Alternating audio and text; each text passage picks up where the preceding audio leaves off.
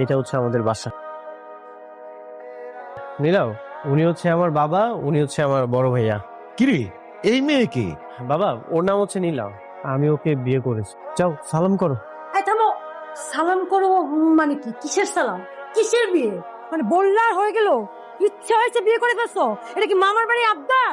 এই, তুই কোন সাহসে বিয়ে করেছিস? হ্যাঁ, এখন অব্দি তুই আমার কাছ থেকে টাকা নিয়েছো। তোর আর বাবার পিছনে আমার ইনকামের অর্ধেক টাকা চলে যায়। এখন বউকে কি খাওয়াবি?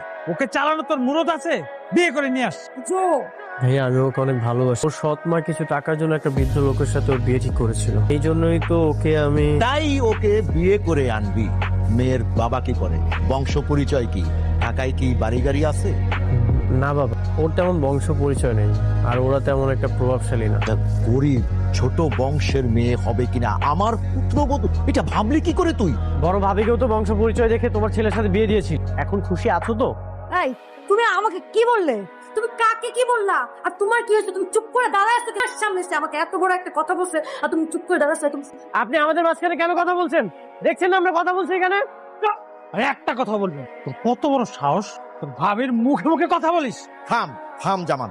নেহাল, এই মুহূর্তে তুই এই বাসা থেকে বেরিয়ে যা। এই বাসায় থাকার তোর কোনো অধিকার নাই। বেরিয়ে যা, তুই এই বাসা থেকে বেরিয়ে যা।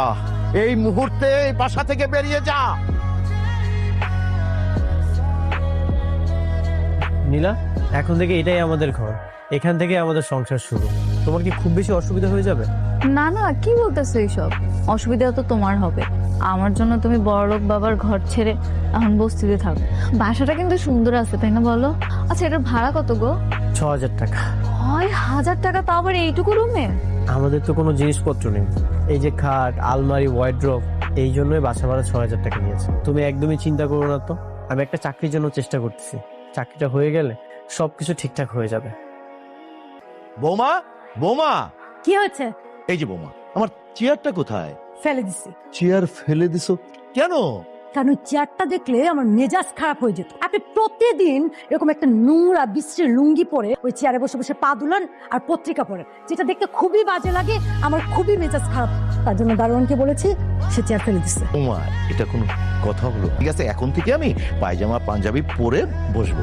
চেয়ারটা আনো। হবে না তো। বাবা, তোমার না দিন দিন আধিক্যতা বেড়েই যাচ্ছে। ঘরে বসে পত্রিকা পড়ার কি আছে? দেখো, এমনি মাসে মাসে এই পত্রিকার পিছনে আমার 1000 টাকা নষ্ট হয়। কাল থেকে পত্রিকা বন্ধ, পত্রিকা তুমি আর পড়তে পারবে না। আপনার কোনো জব এক্সপিরিয়েন্স আছে?